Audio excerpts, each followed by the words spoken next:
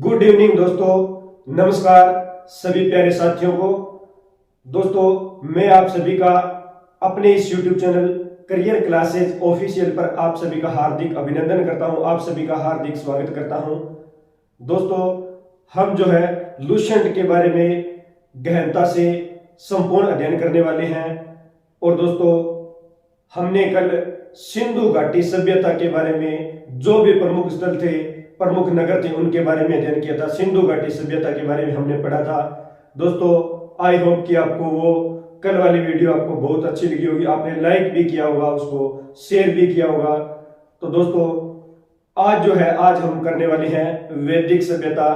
तो दोस्तों, वैदिक सभ्यता जो टॉपिक है उसकी आज शुरुआत करेंगे। तो दोस्तों, ज्यादा से ज्यादा जो है वीडियो को शेयर करो अपने दोस्तों के अंदर। और दोस्तों, आज के वैदिक सभ्यता की शुरुआत करते हैं आज के मोटिवेशन कोड के साथ। तो आज का मोटिवेशन कोड है, छू ले आसमां जमीन की तलाश ना कर, छू ले आसमां जमीन की तलाश ना कर, जी ले जिंदगी खुशी की तलाश ना कर, तकदीर बदल जाएगी खुद ही मेरे दोस्त, मुस्कुराना सीख ले वजह की तलाश ना कर। छू ले आसमां जमीन की तलाश ना कर, जी ले जिंदगी खुशी की तलाश ना कर, तकदीर बदल जाएगी खुद ही मेरे दोस्त, मुस्कुराना सीख ले वजह की तलाश ना कर। तो दोस्तों, ये है आज का मोटिवेशन कोड। तो दोस्तों, आज के मोटिवेशन कोड के साथ शुरुआत करते हैं आज के वैदिक सभ्यता की, प्राचीन इतिहास की। तो वैदिक सभ्यता की शुरुआत करते हैं। तो दोस्तों, ज्यादा से ज्यादा वीडियो को अपने दोस्तों के अंदर शेयर करो। तो आज हम शुरुआत करने वाले हैं वैदिक सभ्यता की। तो हेडिंग लगाओ वैदिक सभ्यता। तो वैदिक सभ्यता की जो है शुरुआत आज हम करने वाले हैं। तो दोस्तों, वैदिक सभ्यता, तो वैदिक सभ्यता के बारे में बताऊं तो वैदिक सभ्यता जो है ये कहां से विकसित हुई थी, इसकी जो है वैदिक सभ्यता की किसने बसाई थी। तो दोस्तों, आर्यों ने वैदिक सभ्यता को बसाया था। यानी इधर की साइड में जो अफगानिस्तान है, अफगानिस्तान और यहाँ पे जो पाकिस्तान का पंजाब प्रांत था, तो पंजाब प्रांत से आर्य आए थे। तो आर्यों के द्वारा बसाई गई सभ्यता कौन सी है? आर्यों के द्वारा, किसके द्वारा बसाई गई थी? तो आर्यों के द्वारा बसाई गई थी। आर्यों के द्वारा बसाई गई सभ्यता कौन सी है? तो ध्यान में रखना है वैदिक सभ्यता। और वैदिक सभ्यता का मैंने आपको कल काल बताया था 1000 बीसी से 600 बीसी, 1000 बीसी से 600 बीसी ये वैदिक सभ्यता का काल था। और वैदिक सभ्यता किसके द्वारा? आर्यों के द्वारा बसाई गई थी, ये आपको ध्यान में रखना है। और इसका काल बताया था 1000 बीसी से 600 बीसी। और वैदिक सभ्यता की भाषा कौन सी थी? आपसे पूछा जाए कि वैदिक सभ्यता की भाषा, तो दोस्तों वैदिक सभ्यता की भाषा थी संस्कृत। वैदिक सभ्यता की भाषा कौन सी थी? तो संस्कृत भाषा, ये वैदिक सभ्यता की भाषा थी। क्वेश्चन के अंदर पूछा जाता है कि वैदिक सभ्यता में किस भाषा का प्रयोग किया गया था? तो संस्कृत भाषा का प्रयोग है, ये वैदिक सभ्यता के अंदर किया गया था। तो दोस्तों, आज अपनी वैदिक सभ्यता की महामैराथन क्लास चलने वाली है। यानी आज हम वैदिक सभ्यता का संपूर्ण अध्ययन करने वाले हैं। वैदिक सभ्यता जो टॉपिक अपना, वैदिक सभ्यता जो यूनिट है उसको कंप्लीट करने वाले हैं। तो ज्यादा से ज्यादा वीडियो को अपने दोस्तों के अंदर शेयर करो। तो दोस्तों, वैदिक सभ्यता की भाषा कौन सी है? तो वैदिक सभ्यता की भाषा है संस्कृत भाषा। और दोस्तों, बात करें तो वैदिक सभ्यता ये ग्रामीण सभ्यता थी। वैदिक सभ्यता कौन सी थी? तो दोस्तों, ध्यान में रखना है ग्रामीण सभ्यता थी, ग्रामीण सभ्यता थी। वैदिक सभ्यता ये ग्रामीण सभ्यता थी। और दोस्तों, वैदिक सभ्यता ये कौन सी? पितृ प्रधान थी। वैदिक सभ्यता क्या थी? तो दोस्तों, पितृ प्रधान, पितृ प्रधान यानी जो परिवार का मुख्य होता था वो कौन होता था? तो पिता जो है वो परिवार का मुख्य होता था। पिता जो है वो परिवार का मुख्य होता था। तो वैदिक सभ्यता पितृ प्रधान सभ्यता थी, ये आपको ध्यान में रखना है। ग्रामीण सभ्यता थी। भाषा कौन सी थी? तो संस्कृत इसकी भाषा थी, ये आपको ध्यान में रखना है। और दोस्तों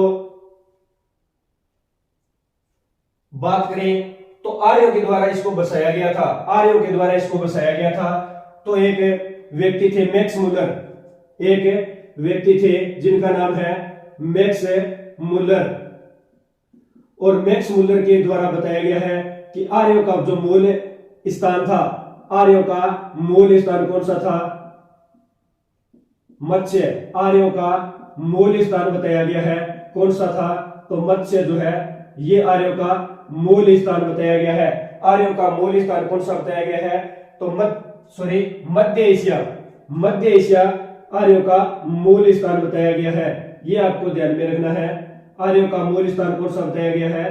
तो मध्य एशिया ये आर्यों का मूल स्थान बताया गया है। और आर्यों का मूल स्थान मध्य एशिया किसने बताया था? तो व्यक्ति थे मैक्स मुलर। मैक्स मुलर के द्वारा जो स्थान बताया गया आर्यों का वो मध्य एशिया बताया गया है। ये आपको ध्यान में रखना है। और दोस्तों बात करें वैदिक सभ्यता, तो वैदिक सभ्यता दो पार्टों के अंदर विभाजित थी, दो पार्टों के अंदर विभाजित थी। एक है उत्तर वैदिक काल, उत्तर वैदिक काल, उत्तर वैदिक काल है, और एक है ऋग्वैदिक काल। ये ध्यान में रखना है, उत्तर वैदिक काल और एक है ऋग्वैदिक काल,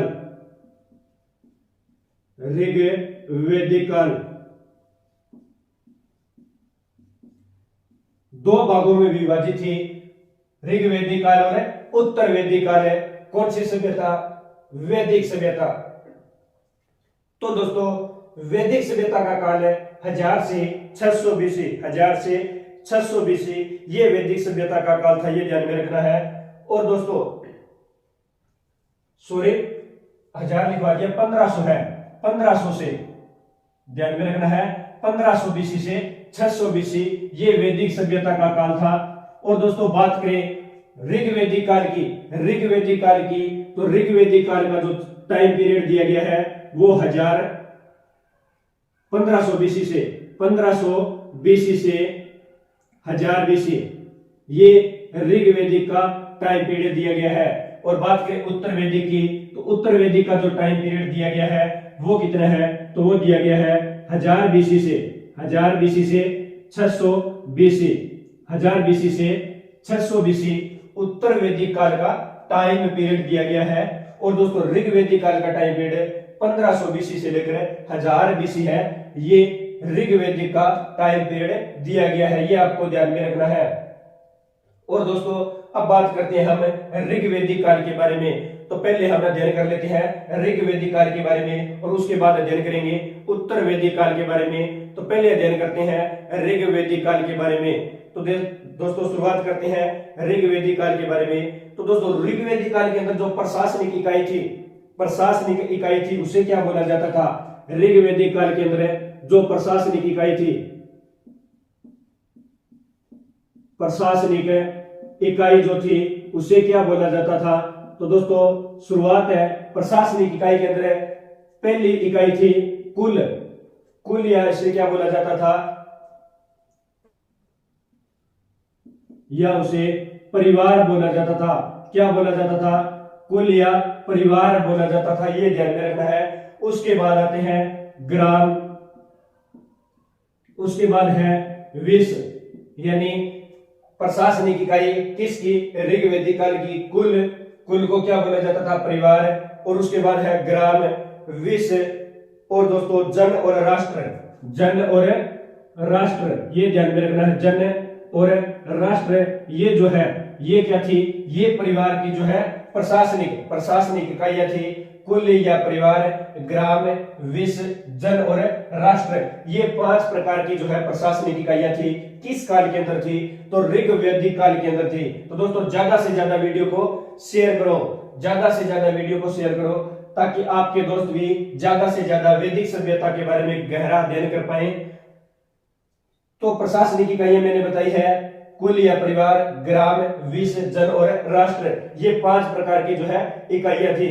और दोस्तों सबसे छोटी इकाई अगर पूछे कि वैदिक सभ्यता के अंदर जो ऋग्वैदिक काल है इसकी सबसे छोटी इकाई कौन सी थी? तो कुल या परिवार, कुल या परिवार जो है ये सबसे छोटी इकाई थी। ये आपको ध्यान में रखना है। सबसे छोटी इकाई कौन सी थी? तो कुल या परिवार है ये सबसे छोटी इकाई थी किसकी, ऋग्वेदिक काल की, ये ध्यान में रखना है। और दोस्तों ऋग्वेदिक काल के अंदर मुखिया को क्या कहा जाता था, ऋग्वेदिक काल के अंदर जो मुखिया था वो कौन था, तो पिता, जो पिता है वो परिवार के मुखिया होते थे। ऋग्वेदिक काल के अंदर परिवार का मुखिया कौन होता था, तो ध्यान में रखना है पिता जो है ये परिवार के मुखिया होते थे। और दोस्तों ऋग्वेदिक काल के अंदर ग्राम के मुखिया को क्या कहा जाता है, ग्राम के मुखिया को क्या कहा जाता है, तो ध्यान में रखना है ग्राम के मुखिया को क्या कहा जाता है, तो दोस्तों ग्राम के जो मुखिया थे उन्हें क्या कहा जाता था, तो उन्हें ग्रामीणी कहा जाता था। ग्राम के मुखिया को ग्रामीणी कहा जाता था, ये आपको ध्यान में रखना है। और दोस्तों बात करें विश्व के मुखिया को, विश्व के जो मुखिया थे उन्हें क्या कहा जाता था, विश्व के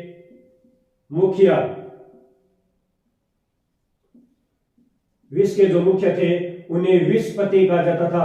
क्या कहा जाता था दोस्तों, विश्वपति कहा जाता था। किसको कहा जाता था, विश्व, यानी जो विश्व के मुखिया थे उन्हें विश्वपति कहा जाता था। और दोस्तों जन के मुखिया को क्या कहा जाता था, जन के मुखिया को क्या कहा जाता था, तो दोस्तों राजा। जन के मुखिया को क्या कहा जाता था, जन के जो मुखिया थे, जन के मुखिया को क्या कहा जाता था, तो दोस्तों राजा कहा जाता था, ये आपको ध्यान में रखना है। जन के मुखिया को राजा कहा जाता था, यानी प्रशासनिक इकाई कुल या परिवार, ग्राम, विश्व, जन और राष्ट्र। और मुखिया जो है पिता, ग्राम के मुखिया ग्रामीणी, विश्व के मुखिया विश्वपति और जन के मुखिया कौन थे, तो राजा। और दोस्तों एक शब्द आता है रत्नी, एक शब्द आता है रत्नी, तो रत्नी किसे कहा जाता था, एक शब्द आता है रत्नी, तो रत्नी किसे कहा जाता था, रत्नी ये एक अधिकारी शब्द है। रत्नी क्या है, ये अधिकारी शब्द है, ये ध्यान में रखना है। रत्नी है, ये अधिकारियों को रत्नी कहा जाता था। और किन अधिकारियों को रत्नी कहा जाता था, किन अधिकारियों को रत्नी कहा जाता था, तो दोस्तों सूत, कमादी और रद्दकर, सूत, कमादी और रद्दकर, सूत, कमादी और रद्दकर, इन व्यक्तियों को क्या कहा जाता था, ये जो अधिकारी थे, सूत अधिकारी, कमादी अधिकारी और जो रद्दकर अधिकारी थे उन्हें क्या कहा जाता था, तो उन्हें रत्नी कहा जाता था, ये आपको ध्यान में रखना है। इन्हें क्या बोला जाता था, रत्नी बोला जाता था। एक शब्द आता है गुप्तचर, गुप्तचर, तो दोस्तों ध्यान में रखना है ये ऋग्वेदिक काल की बात हो रही है। वैदिक सभ्यता में किस काल की बात हो रही है, ऋग्वेदिक काल की बात कर रहे हैं हम। तो एक शब्द आता है गुप्तचर, और गुप्तचर दोस्तों किसे कहा जाता था, गुप्तचर जो है ये किसे कहा जाता था, तो दोस्तों गुप्तचर जो है ये एक है पूरब और दूसरा है दोस्तों स्पष्ट, एक है पूरब और दूसरा है स्पष्ट, यानी इन्हें क्या कहा जाता था, तो इन्हें गुप्तचर कहा जाता था। पूरब या स्पष्ट इन्हें क्या कहा जाता था, तो इन्हें गुप्तचर कहा जाता था। और बात करें पूरब क्या है और स्पष्ट क्या है, पूरब क्या है और स्पष्ट ये क्या है, तो ये दोनों मैं बताऊंगा कि ये दोनों क्या थे और इन्हें क्या कहा जाता था, गुप्तचर कहा जाता था। और दोस्तों जो पूरब है ये दुर्ग जो थे, पूरब जो है किसकी निगरानी रखते थे, दुर्ग की निगरानी रखते थे, निगरानी रखते थे। और इन्हें क्या कहा जाता है, इन्हें जो दुर्ग की निगरानी रखते थे पूरब थे उन्हें गुप्तचर कहा जाता था। और जो स्पष्ट है ये किसकी निगरानी रखते थे, तो दोस्तों जो प्रजा थी, राजा की जो प्रजा थी या जो लोग थे, जो जनता थी, है ना, क्या थी, जनता की गतिविधियां, जनता की जो गतिविधियां थी, जनता की गतिविधियों की जानकारी रखने वाले उन्हें क्या कहा जाता था, जनता की गतिविधियों की जानकारी जो रखने वाले थे उन्हें दोस्तों स्पष्ट के नाम से जाना जाता था। और इन्हें क्या कहा जाता था, जो जनता की जानकारी रखने वाले स्पष्ट थे उन्हें गुप्तचर कहा जाता था। और दुर्ग की जो निगरानी रखने वाले पूरब जो थे इन्हें गुप्तचर कहा जाता था। यानी गुप्तचर जो है ऋग्वेदिक काल के अंदर दो व्यक्तियों को बोला जाता था, दो व्यक्तियों को बोला जाता था। जो दुर्ग की निगरानी जो पूर्व थे उन्हें गुप्तचर बोला जाता था, और जो स्पष्ट थे यानी जनता की जो गतिविधियों की जानकारी रखते थे उन्हें गुप्तचर बोला जाता था। ये आपको ध्यान में रखना है। दोस्तों ये वीडियो जो है वैदिक सभ्यता, आई होप कि आपको बहुत अच्छे से समझ में आ रहा होगा। तो ज्यादा से ज्यादा वीडियो को लाइक करो, कमेंट करो, और ज्यादा से ज्यादा वीडियो को है जो शेयर करो। और दोस्तों अपने जो है प्रत्येक दोस्त से अपने इस चैनल को लगभग जो है 10-10 दोस्तों को शेयर करके 10-10 सब्सक्राइब जो है ये पूर्ण करवाओ। तो दोस्तों मैंने बताया है रत्नी, तो अधिकारी यानी जो सूत अधिकारी, कम्मादी और रदकर अधिकारी थे उन्हें रत्नी कहा जाता था। गुप्तचर यानी जो पूर्व दुर्ग की निगरानी रखते थे उन्हें गुप्तचर कहा जाता था, और जो जनता की गतिविधियों की जानकारी रखने वाले स्पष्ट थे उन्हें गुप्तचर कहा जाता था। और प्रशासनिक इकाई मैंने आपको 5 प्रकार की बताई है। और मुखिया पिता थे, ग्राम के मुखिया ग्रामीणी, और विष के मुखिया थे विषपति, और जन यानी जन के मुखिया को क्या कहा जाता था, तो राजा कहा जाता था। ये आपको ध्यान में रखना है। और दोस्तों एक शब्द आता है बाजपति। तो दोस्तों अगर आपने ये जानकारी ले ली है तो मैं इसे इरेज कर देता हूं, एक बार आप स्क्रीनशॉट ले लो।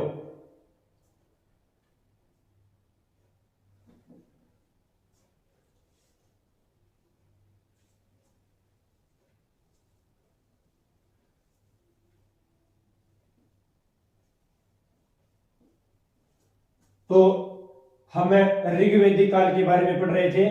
ऋग्वेदिक काल के बारे में तो एक शब्द आता है वाजपति। वैदिक सभ्यता के अंदर एक शब्द आता है वाजपति।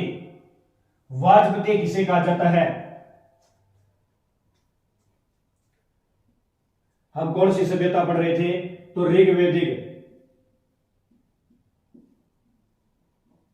ऋग्वेदिक काल पढ़ रहे थे। और ऋग्वेदिक काल एक शब्द आता है दोस्तों वाजपति।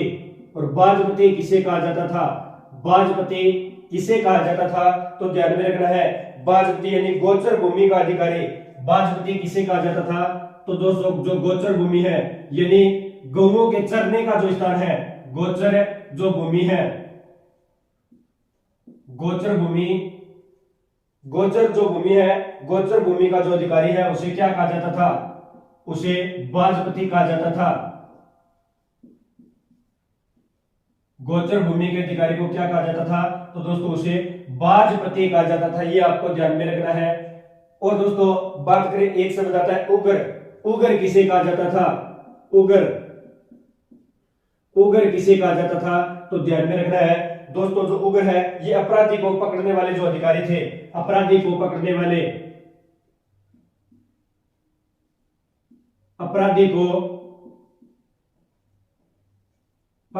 अधिकारी को क्या कहा जाता था? तो दोस्तों उसे उगर कहा जाता था। दोस्तों ये जो है मैं आपको करवा रहा हूं, ये परीक्षाओं के अंदर पूछे जाते हैं और पूछे भी गए हैं। ये आपको ध्यान में रखना है। अपराधी को पकड़ने वाले को क्या कहा जाता था? उसे उगर के नाम से जाना जाता था। ये ध्यान में रखना है। और वर्ण व्यवस्था ये इनके 4 भाग थे। मैंने आपको बताया भी था कौन कौन से। मैंने बताया था ब्राह्मण, क्षत्रिय, वैश्य और शूद्र। ब्राह्मण, क्षत्रिय, वैश्य और शूद्र, ये वर्ण व्यवस्था के 4 भाग थे। तो ध्यान में रखना है कि वर्ण व्यवस्था है इसके कितने भाग थे? तो दोस्तों इसके 4 भाग थे। ये आपको ध्यान में रखना है। कौन कौन से थे? तो पहला है ब्राह्मण। और माना जाता है दोस्तों ब्राह्मण की उत्पत्ति है ये ब्रह्मा के मुख से मानी गई है। ब्राह्मण की उत्पत्ति किससे मानी गई है? तो दोस्तों जो ब्रह्मा है, ब्रह्मा के मुख से इसकी उत्पत्ति मानी गई है। और दूसरा कौन सा है? तो दूसरा है क्षत्रिय। दूसरा कौन सा है? तो क्षत्रिय। और दोस्तों क्षत्रिय की उत्पत्ति ब्राह्मण के भुजाओं से। ब्रह्मा के किससे? तो भुजाओं से। ब्रह्मा के भुजाओं से है इसकी उत्पत्ति मानी गई है। ब्रह्मा यानी ब्राह्मण की उत्पत्ति ब्रह्मा के मुख से मानी गई है। और जो क्षत्रिय है, क्षत्रिय की उत्पत्ति ब्रह्मा के भुजाओं से मानी गई है। और तीसरा है वैश्य। वैश्य, और वैश्य की उत्पत्ति ये ब्रह्मा के जांघों से मानी गई है। ब्रह्मा के जांघों से इनकी उत्पत्ति मानी गई है। और दोस्तों चौथा है शूद्र। चौथा कौन सा है? तो शूद्र। और दोस्तों शूद्र की जो उत्पत्ति है, शूद्र की जो उत्पत्ति है ये कहां से मानी गई है? तो दोस्तों ये मानी गई है ब्रह्मा के चरणों से। ये आपको ध्यान में रखना है। ये परीक्षाओं के अंदर बहुत बार पूछे गए हैं कि ब्रह्मा के चरणों से उत्पत्ति किसकी मानी गई है? तो ध्यान में रखना है शूद्र की उत्पत्ति ब्रह्मा के चरणों से मानी गई है, वैश्य की उत्पत्ति ब्रह्मा के जांघों से मानी गई है, और क्षत्रिय की उत्पत्ति ब्रह्मा के भुजाओं से मानी गई है, और ब्राह्मण की उत्पत्ति ब्रह्मा के मुख से मानी गई है। तो ये इतनी जानकारी जो है मैंने आपको बताई है, ये आपको ध्यान में रखना है। उग्र किसे कहा जाता है? तो अपराधी को पकड़ने वाले जो अधिकारी थे, किस काल के अंदर? ऋग्वैदिक काल की बात हो रही है। और बाजपति, गोचर भूमि के अधिकारी को बाजपति कहा जाता था। ये आपको ध्यान में रखना है। दोस्तों एक एक टॉपिक का मैं गहराई से आपको अध्ययन करवा रहा हूं, तो एक एक चीज को जो है आपको ध्यान में रखना है। और दोस्तों एक आता था पेय पदार्थ। तो दोस्तों पेय पदार्थ कौन सा था? पेय पदार्थ ऋग्वैदिक काल के अंदर पेय पदार्थ था। और पेय पदार्थ कौन सा था? तो दोस्तों सोमरस। सोमरस जो है, सोमरस इनका पेय पदार्थ था। यानी जड़ी बूटियों के द्वारा जो है ये तैयार किया जाता था। पेड़ पौधों और जड़ी बूटियों के द्वारा सोमरस को तैयार किया जाता था। और सोमरस जो है ये ऋग्वैदिक काल के अंदर इनका पेय पदार्थ था। ये ध्यान में रखना है। इनका व्यवसाय क्या था? व्यवसाय अगर पूछे ऋग्वैदिक काल के अंदर व्यवसाय पूछे तो व्यवसाय इनका क्या था? तो दोस्तों कृषि और पशुपालन। कृषि और पशुपालन ये इनका व्यवसाय था। और दोस्तों बात करें पशुपालन, तो पशुपालन ये इनका व्यवसाय था। और खोजी गई धातु कौन सी थी ऋग्वैदिक काल के अंदर? खोजी गई धातु कौन सी थी? खोजी गई धातु पूछे कि ऋग्वैदिक काल के अंदर खोजी गई धातु कौन सी थी? तो दोस्तों खोजी गई धातु थी लोहा। खोजी गई धातु कौन सी थी? तो लोहा ये खोजी गई धातु थी। और दोस्तों ऋग्वैदिक काल के अंदर लोहा जो है इसे लोहे के नाम से नहीं, इसे किस नाम से जाना जाता था? लोहे को किस नाम से जाना जाता था? तो ये ध्यान में रखना है, लोहे को श्याम अयस के नाम से जाना जाता था। इसे क्या कहा जाता था? श्याम अयस। श्याम अयस के नाम से इसे जाना जाता था। ये ध्यान में रखना है, वेरी इंपॉर्टेंट जो है।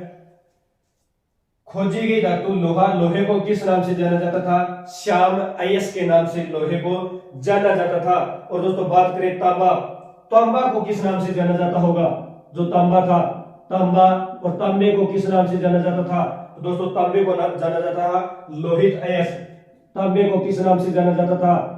लोहित अयस के नाम से जाना जाता था। ये ध्यान में रखना है, लोहित अयस के नाम से जाना जाता था।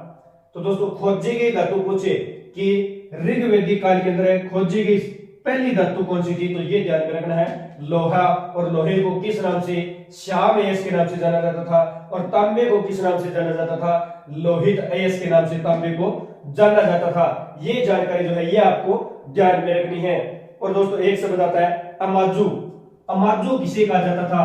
किस काल के अंदर है? तो दोस्तों अमाजू यहां पे लिख देता हूं मैं, अमाजू।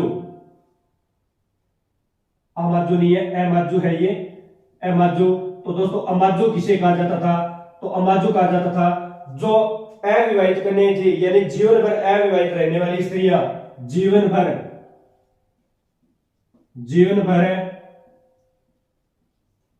अविवाहित रहने वाली स्त्रियां। दोस्तों जो जीवन भर अविवाहित रहने वाली जो स्त्रियां थी, जीवन भर अविवाहित रहने वाली जो स्त्रियां थी, उन्हें किस नाम से जाना जाता था? उन्हें अमाजू के नाम से जाना जाता था। अमाजू के नाम से उन्हें जाना जाता था। ये आपको ध्यान में रखना है। और दोस्तों एक शब्द आता है वस्त्र, यानी इनके वस्त्रों के जो प्रकार थे उन्हें क्या कहा जाता था? वस्त्रों के प्रकार, यानी वस्त्रों के प्रकार। और वस्त्रों को किस किस नाम से जाना जाता था? वस्त्रों को किस किस नाम से जाना जाता था? तो दोस्तों वस्त्रों को वास, अधिवास और उष्णीम। वास, अधिवास, अधिवास और उष्णीव, इन नामों से जो है वस्त्रों को जाना जाता था। ये आपको ध्यान में रखना है कि ऋग्वैदिक काल के अंदर वस्त्रों को किस नाम से जाना जाता था? वास, अधिवास और उष्णीव, इन तीन नामों से जो है वस्त्रों को जाना जाता था। और दोस्तों एक शब्द आता है नीवी, एक शब्द आता है नीवी। नीवी किसे कहा जाता था? नीवी किसे कहा जाता था? तो दोस्तों नीवी कहा जाता था अंदर पहनने वाले वस्त्र, जो अंदर जैसे हम बनियान वगैरह पहनते हैं उन्हें क्या कहा जाता था? तो उन्हें नीवी। तो अंदर पहनने वाले वस्त्र, पहनने वाले जो वस्त्र थे उन्हें क्या कहा जाता था? तो दोस्तों उन्हें नीवी कहा जाता था। अंदर पहनने वाले जो भी वस्त्र थे उन्हें क्या कहा जाता था? उन्हें नीवी कहा जाता था। ये आपको ध्यान में रखना है। और एक शब्द आता है गाय, तो गाय को अधन्या बोला जाता था। गाय को क्या बोला जाता था? नीचे लिख रहा हूं मैं, गाय। ऋग्वैदिक काल के अंदर गाय को क्या बोला जाता था? अधन्या, अधन्या बोला जाता। अधन्या का अर्थ क्या है? अधन्य, अधन्य यानी जिसकी हत्या न हो। अधन्य क्यों बोला जाता था? जिसकी हत्या न हो, इसलिए गांव को क्या बोला जाता था? अधन्या। ये आपको ध्यान में रखना है। तो दोस्तों वाजपति गोचर भूमि के अधिकारी, उग्र अपराधी को पकड़ने के अधिकारी को बोला जाता था। वर्ण व्यवस्था चार प्रकार की, ब्राह्मण ब्रह्मा के मुख से, क्षत्रिय ब्रह्मा के भुजाओं से, वैश्य ब्रह्मा के जांघों से और शूद्र जो है ब्रह्मा के चरणों से। यानी सबसे मैं मेरी तरफ से जो अच्छी मानता हूं व्यवस्था के अंदर वो शूद्र को मानता हूं, क्योंकि आपको पता है कि सभी ब्राह्मण को सबसे अच्छा मानते हैं, लेकिन शूद्र को मैं इसलिए अच्छा मानता हूं क्योंकि ब्रह्मा के चरणों से उत्पन्न हुए हैं और चरणों के बगैर किसी का कोई अस्तित्व नहीं है। ये ध्यान में रखना है, चरणों के बगैर किसी का कोई अस्तित्व नहीं है। यानी जो परमात्मा थे, भगवान थे, वो भी चरण किसी न किसी के स्पर्श जरूर करते होंगे। इन्होंने भी चरण को स्पर्श किया था, यानी चरण के बगैर कुछ नहीं है। तो दोस्तों मैं किसको मानता हूं? शूद्र को। शूद्र को जो है मानता हूं वर्ण व्यवस्था के अंदर जो है। और पेय पदार्थ कौन सा था ऋग्वैदिक काल के अंदर? सोमरस। व्यवसाय कृषि या पशुपालन। खोजी गई धातु लोहा और लोहे को श्याम अयस के नाम से जाना जाता था और तांबे को लोहित अयस के नाम से जाना जाता था। गाय को अधन्या कहा जाता था और अमाजू जो जीवन भर अविवाहित रहने वाली स्त्रियां थी उन्हें क्या कहा जाता था? अमाजू कहा जाता था। वस्त्रों के प्रकार वास, अधिवास, उष्णीव और जो निवी, निवी शब्द का प्रयोग किया गया है। जो अंदर पहने जाने वाले वस्त्र थे उन्हें क्या कहा जाता था? तो दोस्तों उन्हें निवी के नाम से जाना जाता था। तो दोस्तों अच्छे से आपको समझ में आया होगा और समझ में आ भी रहा होगा। तो ज्यादा से ज्यादा वीडियो को अपने दोस्तों के अंदर शेयर करो, ज्यादा से ज्यादा अपने दोस्तों के अंदर वीडियो को शेयर करो और आप इसका एक बार स्क्रीनशॉट ले लो ताकि मैं इसको इरेज करके जो नेक्स्ट है अपनी बात है वो शुरू करते हैं। तो ये इतनी बात जो है आपको समझ में आई होगी। तो अब नेक्स्ट बात करते हैं ऋग्वैदिक काल के अंदर कि प्रमुख दर्शन एवं संस्थापक के बारे में। प्रमुख दर्शन एवं संस्थापक के बारे में कि ऋग्वैदिक काल के अंदर प्रमुख दर्शन एवं संस्थापक कौन से थे?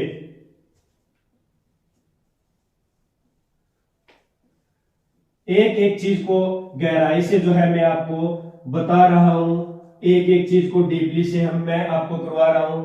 तो वीडियो को जो है ध्यान से देखो। तो ऋग्वैदिक काल के अंदर जो प्रमुख दर्शन एवं संस्थापक थे, ऋग्वैदिक काल के प्रमुख दर्शन एवं संस्थापक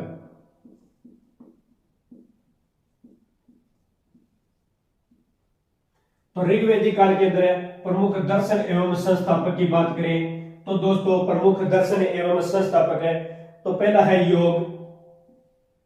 क्या है? योग। और योग के संस्थापक यानी योग ये किसका है? तो ध्यान में रखना है पतंजलि। यानी सबसे ज्यादा पतंजलि यानी बाबा रामदेव। योग कौन करवाता है? तो बाबा रामदेव। और जड़ी बूटियां कौन बनाता है? पतंजलि, बाबा रामदेव। तो ध्यान में रखना है योग किसका है? तो पतंजलि का। योग किसका है? ध्यान में रखना है पतंजलि का। और दूसरा है दोस्तों न्याय। और न्याय कौन करता था? तो गौतम, यानी जो गौतम ऋषि थे गौतम बुद्ध थे वो क्या करते थे, न्याय करते थे, ये ध्यान में रखना है। तो गौतम यानी न्याय किसका है, तो गौतम, न्याय किसका है दोस्तों, तो गौतम का। योग किसका है, तो पतंजलि का। और तीसरा जो है सांख्य, सांख्य, तीसरा कौन सा है, सांख्य। और सांख्य किसका है, यानी सांख्य है कपिल की। सांख्य किसकी है, कपिल, यानी कपिल जो है, कपिल देव भारतीय जो है पूर्व क्रिकेटर थे कपिल देव। और कपिल देव ने संख्या को ध्यान में रखने यानी संख्या को ध्यान में रख के हमें क्या जिताया था, वर्ल्ड कप जिताया था। ये ध्यान में रखना है, किसको ध्यान में रखे, यानी संख्याओं को ध्यान में रखे कपिल देव ने हमें वर्ल्ड कप जिताया था। तो सांख्य जो है ये किसका है, ये कपिल का। और सांख्य जो है, सांख्य जो दर्शन है ये ध्यान में रखना है, ये सबसे प्राचीन है। योग दर्शन किसका, पतंजलि का। न्याय दर्शन गौतम का। और सांख्य दर्शन किसका, कपिल का। और ये सबसे प्राचीन है। सबसे प्राचीन दर्शन पूछे तो सांख्य दर्शन है, सबसे प्राचीन है, ये ध्यान में रखना है। और चौथा कौन सा है, चौथा है अपना चरवाक। चौथा कौन सा है, तो दोस्तों चौथा है चरवाक, चरवाक। और ये किसका है, तो ये चरवाक इन्होंने अपने नाम पर ही जो है दर्शन लिखा था। तो चरवाक किसका है, ध्यान में रखना है, चरवाक, चरवाक का है। चरवाक किसका है, तो चरवाक का ही है। और पांचवा कौन सा है, तो पांचवा है दोस्तों पूर्व मीमांसा, पूर्व मीमांसा। और बात करें पूर्व मीमांसा की, पांचवा है पूर्व मीमांसा। और पूर्व मीमांसा किसका है, तो दोस्तों ये है जैमिनी का। पूर्व मीमांसा किसका है, तो जैमिनी। पूर्व मीमांसा किसका है, जैमिनी का है।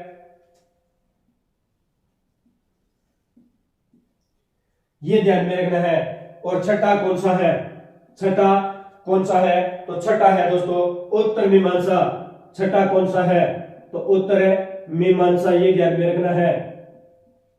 छठा कौन सा है, उत्तर मीमांसा। और उत्तर मीमांसा किसकी है, तो बादरायण, बादरायण, ये ध्यान में रखना है। यानी उत्तर का मतलब होता है पीछे या बाद में, तो बाद, उत्तर बाद में, तो बादरायण। उत्तर मीमांसा किसकी है, बादरायण की है। उत्तर मीमांसा किसकी है, बादरायण की है। पूर्व मीमांसा यानी जन्म, जन्म होते पे जन्म होता है तो पूर्व यानी पहले किसको याद करते हैं, मासा। मासा किधर है, यानी जन्म होते ही पहला शब्द कौन सा होता है, माँ, यानी मासा, मासा यानी पूर्व मीमांसा। पूर्व मीमांसा किसकी है, जैमिनी की। उत्तर मीमांसा बादरायण, बाद यानी उत्तर का मतलब होता है बाद में, तो बादरायण। उत्तर मीमांसा किसकी है, बादरायण की है, ये आपको ध्यान में रखना है। और चौथा है वैशेषिक। चौथा कौन सा है, वैशेषिक, सॉरी सातवां वैशेषिक। सातवां कौन सा है, वैशेषिक। और वैशेषिक किसका है, वैशेषिक किसका है, तो कड़ादिया उल्लुक, कड़ादिया उल्लुक, कड़ादिया उल्लुक, इनका कौन सा है, तो सातवां यानी जो वैशेषिक है ये किसका है, कड़ादिया उल्लुक, ये आपको ध्यान में रखना है। योग दर्शन किसका है, पतंजलि का। योग कौन कराते हैं, महर्षि पतंजलि यानी बाबा रामदेव। पतंजलि किसकी है, बाबा रामदेव। क्या करवाते हैं, योग, योग दर्शन पतंजलि का। न्याय कौन करते हैं, गौतम बुद्ध। तो न्याय किसका है, गौतम का। सांख्य यानी संख्या को ध्यान में रखकर कपिल देव ने वर्ल्ड कप जिताया था, तो सांख्य किसका है, कपिल का। और सबसे प्राचीन भी है। चरवाक किसका है, तो चारवाक है, ये चारवाक का ही है। पूर्व मीमांसा जैमिनी यानी जन्म के समय पहले हम माँ को याद करते हैं, यानी मानसा। पूर्व, पूर्व का मतलब पहले, तो पूर्व मीमांसा जैमिनी की। उत्तर मीमांसा यानी उत्तर का मतलब बाद, तो बादरायण। उत्तर मीमांसा बादरायण की। और विशेषिक यानी विशेष, यानी किसकी, कड़ादिया उल्लुक। विशेषिक जो दर्शन है ये किसकी है, कड़ादिया उल्लुक की, ये आपको ध्यान में रखना है। अब बात करते हैं दोस्तों, ये जो मैंने आपको सांख्य दर्शन यानी जो प्रमुख दर्शन एवं जो संस्थापक बताए हैं आपको समझ में आया होगा अच्छी तरीके से। तो अब बात करते हैं जो ऋग्वैदिक काल के अंदर प्रमुख नदियां थी उनके प्राचीन नाम। ऋग्वैदिक काल के अंदर कौन सी नदियां एवं प्राचीन नाम, नदियां एवं प्राचीन नाम, प्राचीन नाम के बारे में जानकारी हासिल करते हैं। तो ऋग्वैदिक काल के अंदर, किस काल के अंदर है, ऋग्वेदिक काल के अंदर जो प्राचीन नदियां थी और उनके प्राचीन नाम के बारे में अध्ययन करते हैं। तो पहली है परूषणी। पहली कौन सी है? तो दोस्तों पहली है परूषणी।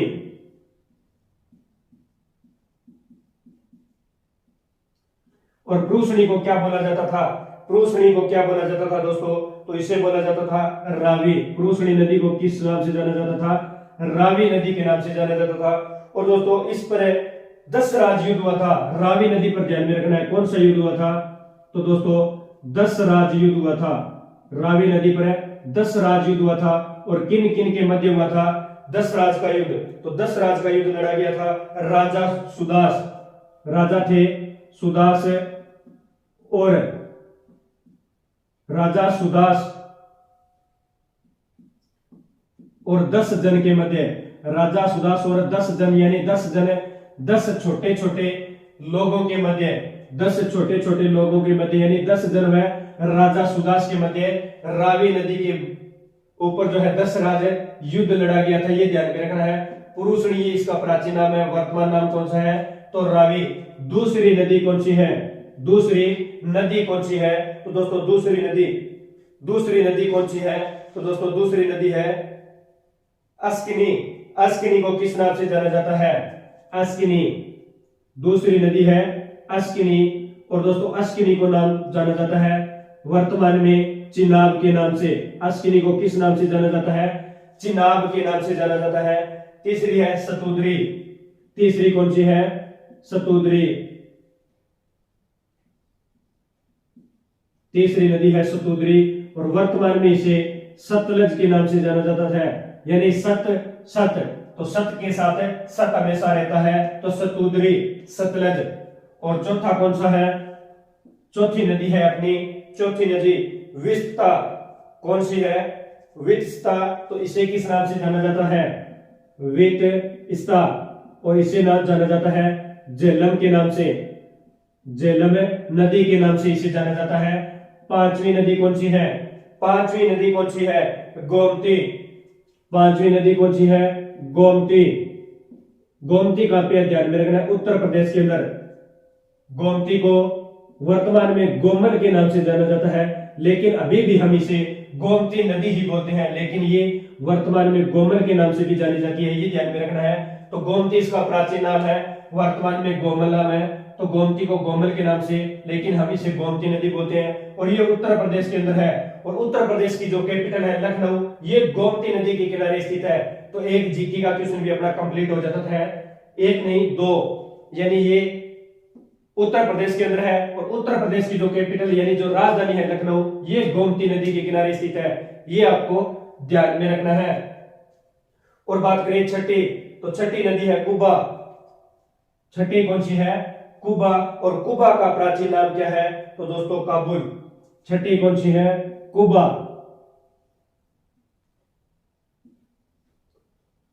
कुबा। और वर्तमान नाम क्या है इसका? काबुल। और सातवीं कौन सी है? विपाशा। सातवीं नदी कौन सी है? विपाशा। विपाशा बसु। विपाशा। और विपाशा को किस नाम से जाना जाता है? व्यास के नाम से जाना जाता है, यानी विपाशा। विपाशा को किस नाम से, विपास लिख दिया, सॉरी, विपाशा को किस नाम से जाना जाता है? व्यास नदी के नाम से जाना जाता है। और आगे है दृश्यद्वती। आठवीं नदी कौन सी अपनी? दृश्यद्वती।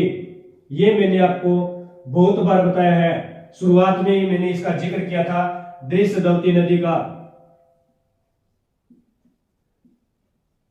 दृश्यद्वती नदी का शुरुआत में जिक्र किया था। इसे किस नाम से जाना जाता है? तो घग्गर नदी, यानी कालीबंगा सभ्यता इसी नदी के किनारे स्थित है भाई। कालीबंगा सभ्यता इसी घग्गर नदी के किनारे स्थित है। तो दृश्यद्वती प्राचीन नाम है, वर्तमान नाम पूछे तो घग्गर नदी। घग्गर नदी को हकरा, नट नदी, मृत नदी और दृश्यद्वती नदी के नाम से जाना जाता है। तो मैंने ये नदी बताई है, ये आपको ध्यान में रखने 8 प्रकार की नदियां थी। ऋग्वेदिक काल के अंदर 8 प्रकार की नदियां थी। परूषणी रावी नदी के नाम से जाना जाता है, अस्किनी को चिनाब नदी के नाम से, सतुद्री सतलज नदी के नाम से, विस्ता को झेलम नदी के नाम से जाना जाता है, और दोस्तों जो गोमती यानी गोमती जो है इसका प्राचीन नाम वर्तमान में गोमल नदी के नाम से जाना जाता है। कुब्बा को काबुल के नाम से, विपाशा व्यास के नाम से और दृश्यवती को गग्गर नदी के नाम से जाना जाता है। और दोस्तों बात करें ऋग्वेदिक काल के अंदर प्रिय पशु, ऋग्वेदिक काल के अंदर प्रिय पशु कौन सा था, तो मैं नीचे लिख दे रहा हूं प्रिय पशु। प्रिय पशु कौन सा था, तो दोस्तों ध्यान में रखना है घोड़ा। ऋग्वेदिक काल का प्रिय पशु कौन सा था, तो घोड़ा इनका प्रिय पशु था। और प्रिय देवता कौन से थे, प्रिय देवता कौन से थे, प्रिय देवता, तो दोस्तों ऋग्वेदिक काल के अंदर प्रिय देवता थे इंद्र। कौन से थे दोस्तों, इंद्र जो है ये इनके प्रिय देवता थे। ये दोनों आपको ध्यान में रखना है। प्रिय पशु कौन सा था, घोड़ा, और प्रिय देवता कौन से थे, तो इंद्र इनके प्रिय देवता थे। दोस्तों आपको ऋग्वेदिक काल यानी ऋग्वेदिक काल के बारे में इतनी जानकारी मिलती है। आई होप कि जो ऋग्वेदिक काल मैंने आपको करवाया है वो आपको बहुत अच्छे तरीके से समझ में आया होगा। तो एक बार इसका आप स्क्रीनशॉट ले लो, ताकि आगे जो हम नेक्स्ट शुरुआत करते हैं वो करते हैं उत्तर वैदिक काल की। उत्तर वैदिक काल की यानी आज अपनी महामैराथन चलने वाली है, महामैराथन चलने वाली है। आज हम इसको पूर्ण करने वाले हैं। आज जो अपना वैदिक सभ्यता टॉपिक है इसको हम कंप्लीट करने वाले हैं। तो दोस्तों मैं इसको इरेज कर देता हूं, आपने स्क्रीनशॉट ले लिया होगा। दोस्तों अगर आपको समझ में आ रहा है तो ज्यादा से ज्यादा वीडियो को शेयर करो, ज्यादा से ज्यादा वीडियो को शेयर करो। यानी लूसेंट के अंदर जो दी जानकारी दी गई है वो मैं आपको गहराई से अध्ययन करवा रहा हूं। लूसेंट के बाहर से एक भी क्वेश्चन नहीं आता। अगर आप किसी भी सेंट्रल लेवल की वैकेंसी यानी एसएससी यूपीएससी लेवल की तैयारी कर रहे हैं तो जो लूसेंट के अंदर दिया गया है अगर वो पढ़ोगे तो लूसेंट से बहुत ज्यादा जो क्वेश्चन है एग्जाम्स के अंदर पूछे जाते हैं। तो लूसेंट का हम गहराई से अध्ययन कर रहे हैं। तो मैं इसको इरेज कर देता हूं ताकि नेक्स्ट जो शुरुआत करते हैं वो वैदिक सभ्यता के दूसरे पॉइंट यानी उत्तर वैदिक काल की। दूसरा कौन सा है, उत्तर वैदिक काल। तो उत्तर वैदिक काल की शुरुआत हम करते हैं। तो दोस्तों अब शुरुआत करते हैं उत्तर वैदिक काल की। उत्तर वैदिक काल। और दोस्तों उत्तर वैदिक काल का टाइम पीरियड क्या है, तो मैंने आपको बताया 1000 बीसी से 600 बीसी, 1000 बीसी से 600 बीसी, ये उत्तर वैदिक काल का टाइम पीरियड है। उत्तर वैदिक काल का टाइम पीरियड कितना है, 1000 बीसी से 600 बीसी। और दोस्तों बात करें उत्तर वैदिक काल यानी उत्तर वैदिक काल पहला जो इंटो का नगर था उसे कौन सा था, उत्तर वैदिक काल के अंदर पहला इंटो का नगर, पहला नगर था इंटो का बना हुआ, वो कौन सा था, इंटो का नगर, उसे कौन सा था ध्यान में रखना है, कौशाम्बी। कौन सा था, तो कौशाम्बी। ये पहला इंटो से बना हुआ नगर था। कौन सा था दोस्तों, कौशाम्बी। ये पहला इंटो से बना हुआ नगर था। और दोस्तों बात करें ऋग्वेदिक काल के अंदर प्रमुख राजा थे, ऋग्वेदिक काल के अंदर प्रमुख राजा थे यानी अलग अलग दिशाओं के अंदर राजा थे। अपनी 4 दिशाएं हैं। कितनी दिशाएं हैं, 4 दिशाएं हैं। तो 4 दिशाओं में जो उत्तर के अंदर राजा हुआ करते थे, उत्तर दिशा में जो राजा थे उन्हें किस नाम से जाना जाता था, तो दोस्तों उन्हें विराट के नाम से जाना जाता था। किस नाम से जाना जाता था, तो विराट के नाम से जाना जाता था। उत्तर दिशाओं में जो राजा थे उन्हें विराट के नाम से जाना जाता था। पूर्व दिशा के अंदर थे उन्हें सम्राट के नाम से, पूर्व दिशा में सम्राट के नाम से। दक्षिण दिशा में किस नाम से जाना जाता था, तो भोज के नाम से जाना जाता था। और दोस्तों जो पश्चिम दिशा के अंदर थे उन्हें सौराष्ट्र के नाम से जाना जाता था। यानी उत्तर दिशा के अंदर जो राजा थे उन्हें विराट के नाम से, पूर्व दिशा के अंदर सम्राट के नाम से, और जो दक्षिण दिशा के अंदर थे उन्हें भोज के नाम से, और जो पश्चिम दिशा के अंदर थे उन्हें सौराष्ट्र के नाम से जाना जाता था। और जो मध्य में राजा थे, जो मध्य के अंदर जो राजा थे उन्हें किस नाम से जाना जाता था, मध्य के अंदर जो राजा थे उन्हें राजा के नाम से ही जाना जाता था, उन्हें राजा के नाम से ही जाना जाता था। ये आपको ध्यान में रखना है। यानी उत्तर वैदिक काल के अंदर जो अनेक प्रकार के राजा थे उन्हें अलग अलग दिशाओं के अंदर अलग अलग नाम से जाना जाता था। उत्तर में विराट के नाम से, और पूर्व में सम्राट के नाम से, और दक्षिण में भोज के नाम से, और पश्चिम में सौराष्ट्र के नाम से जाना जाता था। ये आपको ध्यान में रखना है। और दोस्तों उत्तर वैदिक काल के अंदर जो आभूषण थे, उत्तर वैदिक काल के अंदर जो आभूषण थे, आभूषण को किस नाम से जाना जाता था? उत्तर वैदिक काल के अंदर, उत्तर वैदिक काल के अंदर आभूषण को निष्क और सतमन के नाम से जाना जाता था। किस नाम से? तो दोस्तों निष्क और किस नाम से? सतमन के नाम से जाना जाता था। सतमन यानी निष्क जो है ये गले का आभूषण था, निष्मन जो है ये किसका आभूषण था? ये ध्यान में रखना है, निष्मन जो है ये गले का आभूषण था। निष्क आभूषण गले में पहना जाता था। और दोस्तों दो आभूषण थे, निष्क और सतमन, ये आपको ध्यान में रखना है। सतमन या जो दिया हुआ आ सकता है, सतमन या ध्यान में रखना है, सतमान भी आ सकता है, सतमन या सतमान भी दिया हुआ आ सकता है। और दोस्तों बात करें मुंडक उपनिषद जो था, जो मैंने आपको बताया था मुंडक उपनिषद, मुंडकोपनिषद जो था इसकी जानकारी भी, मुंडकोपनिषद इसकी जानकारी भी उत्तर वैदिक काल में मिलती है। और तो यहां से क्या लिया गया है? तो दोस्तों यहां से अपने भारत का राष्ट्र वाक्य सत्यमेव जयते, सत्यमेव जयते, सत्यमेव जयते कहां से लिया गया है? तो दोस्तों ध्यान में रखना है मुंडक उपनिषद, मुंडक उपनिषद से भारत का राष्ट्र वाक्य, प्रिय वाक्य कौन सा? सत्यमेव जयते कहां से लिया गया है? मुंडकोपनिषद से लिया गया है। और मुंडकोपनिषद की जानकारी कहां से मिलती है? तो वैदिक सभ्यता के अंदर जो उत्तर वैदिक काल है, उत्तर वैदिक काल के अंदर मुंडकोपनिषद जो है इसकी जानकारी मिलती है, ये आपको ध्यान में रखना है। और दोस्तों बात करें तो मुंडकोपनिषद के अंदर जो यज्ञ था, जो यज्ञ है, यज्ञ की तुलना किसकी की गई है? मुंडकोपनिषद के अंदर जो यज्ञ थे, यज्ञ किए जाते थे, और उन यज्ञों की तुलना किससे की जाती है? यज्ञों की तुलना, यज्ञों की तुलना किससे की जाती है? तो ध्यान में रखना है टूटी नाव से, टूटी नाव से जो है, टूटी नाव से यज्ञ की तुलना की जाती थी। किसके अंदर? मुंडकोपनिषद के अंदर यज्ञ की जानकारी दी गई है। और यज्ञ की तुलना किससे की जाती थी? टूटी नाव से इसकी तुलना की जाती थी, ये आपको ध्यान में रखना है। और दोस्तों जो मुंडक यानी वैदिक काल के अंदर जो कृषि थी, कृषि और कृषि के लिए जो हल प्रयोग में लाए जाते थे, हल, कृषि के लिए जो हल प्रयोग में लाए जाते थे उन्हें किस नाम से जाना जाता था? तो दोस्तों उसे सिरा के नाम से जाना जाता था, सिरा के नाम से उसे जाना जाता था। कृषि करने के लिए जो हल प्रयोग में लाए जाते थे उन्हें किस नाम से जाना जाता था? उन्हें सिरा के नाम से जाना जाता था, ये आपको ध्यान में रखना है। किस नाम से? सिरा के नाम से। जो वैदिक सभ्यता है, उत्तर वैदिक, इनमें दो प्रकार की संस्थाएं थी, यानी दो प्रकार की संस्था थी, ध्यान में रखना है। कितनी प्रकार की? दो प्रकार की संस्था थी। और दोनों प्रकार की संस्था कौन कौन सी थी? दो प्रकार की संस्था थी। दोनों प्रकार की संस्था कौन सी थी? तो पहली के अंदर कौन सी? सभा एवं समिति, सभा एवं यानी वैदिक सभ्यता के अंदर दो प्रकार की संस्थाएं थी। पहली जो है सभा एवं समिति, सभा, और दूसरी कौन सी है? समिति, सभा और दो प्रकार की संस्थाएं थी वैदिक सभ्यता के अंदर। पहली सभा और समिति, ये जो है सभा और समिति जो संस्था थी ये कौन सी थी?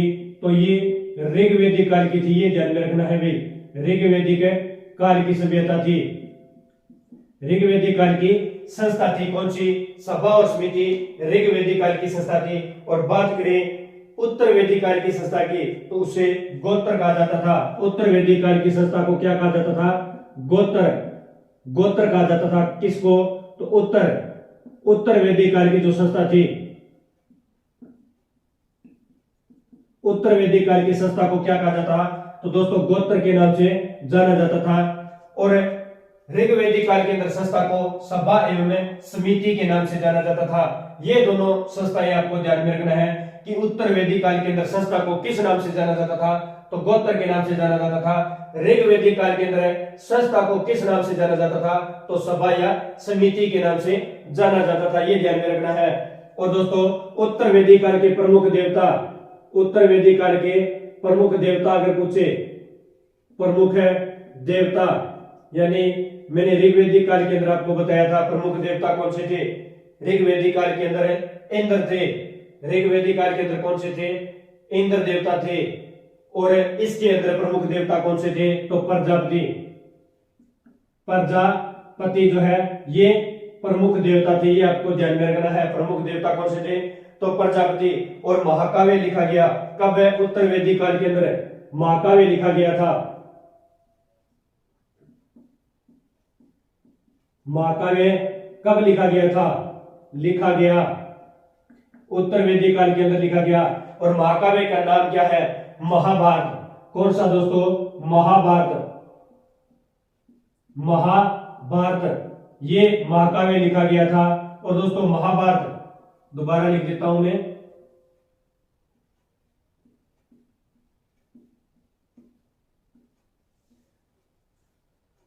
महाभारत। और ये किसके द्वारा लिखा गया, यानी लेखक पूछे महाभारत के लेखक कौन से थे, महाभारत। तो महाभारत के लेखक कौन थे, तो दोस्तों महाभारत के लेखक थे वेद व्यास। महाभारत के लेखक कौन से थे, तो वेद व्यास, वेद व्यास ये महाभारत के लेखक थे। और दोस्तों महाभारत का प्राचीन नाम अगर आपसे पूछे कि महाभारत का प्राचीन नाम क्या है, तो इसका प्राचीन नाम, महाभारत का प्राचीन नाम भी पूछा जाता है, प्राचीन नाम। तो प्राचीन नाम दोस्तों इसका क्या है, तो जय संहिता, जय संहिता के नाम से भी इसे जाना जाता है। प्राचीन नाम महाभारत का कौन सा है, जय संहिता। तो दोस्तों उत्तर वैदिक काल का टाइम पीरियड 1000 बीसी से 600 बीसी। प्रमुख राजा थे, उत्तर के अंदर राजा को विराट के नाम से, पूर्व के अंदर सम्राट के नाम से, दक्षिण में भोज के नाम से और पश्चिम में सौराष्ट्र के नाम से जाना जाता था। और मध्य के अंदर राजा को राजा के नाम से जाना जाता था। उत्तर वैदिक काल के अंदर जो पहला नगर मिला था कौशाम्बी, ईंटों का बना हुआ, आभूषण को निष्क्रिय सतमनिया सतमान कहा जाता था, निष्क्रिय गले का आभूषण था। और दोस्तों मुंडकोपनिषद की जानकारी उत्तर वैदिक काल से मिलती है। और मुंडकोपनिषद से सत्यमेव जयते यानी भारत को जो राष्ट्र वाक्य है सत्यमेव जयते ये लिया गया है। और मुंडकोपनिषद के अंदर यज्ञ की तुलना टूटी नाव से की गई है। और कृषि की जानकारी मिलती है, तो कृषि के अंदर जो हल का प्रयोग किया जाता था उसे उत्तर वैदिक काल के अंदर सिरा के नाम से जाना जाता था। और उत्तर वैदिक काल की संस्था थी जिसे गोत्र के नाम से जाना जाता था। और ऋग्वैदिक काल की संस्था को सभा या समिति के नाम से जाना जाता था। और उत्तर वैदिक काल के प्रमुख देवता प्रजापति थे। और महाकाव्य लिखा गया था जिसका नाम है महाभारत और प्राचीन नाम है जय संहिता। और लेखक पूछे तो वेद व्यास, महर्षि वेद व्यास इसके लेखक थे। तो दोस्तों ये थी आपका वैदिक काल, जो आज हमने वैदिक काल का संपूर्ण गहरा अध्ययन किया है, डीपली से इसकी जानकारी प्राप्त की है। आई होप कि दोस्तों ये वीडियो आपको बहुत अच्छी लगी। जो आज मैंने वैदिक सभ्यता का टॉपिक करवाया ये आपको बहुत अच्छा लगा, तो आप इसका स्क्रीनशॉट ले सकते हो। तो दोस्तों आज हमने वैदिक सभ्यता को पूर्ण किया है, वैदिक सभ्यता के बारे में गहन अध्ययन किया है, संपूर्ण जानकारी हासिल की है।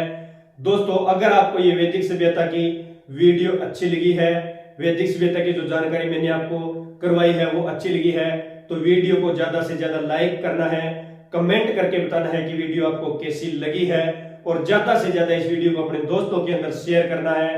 अगर आप इस चैनल पर नए हो तो करियर क्लासेस ऑफिशियल चैनल को सब्सक्राइब करना है और बेल आइकन को प्रेस करना है ताकि नोटिफिकेशन आपको समय समय पर मिलता रहे। तो दोस्तों अब मैं आपसे विदा लेता हूं। अब मिलेंगे कल इसी टाइम शाम को 9 बजे अपने नेक्स्ट टॉपिक के साथ। तब तक के लिए धन्यवाद दोस्तों। जय हिंद, जय भारत और वंदे मातरम।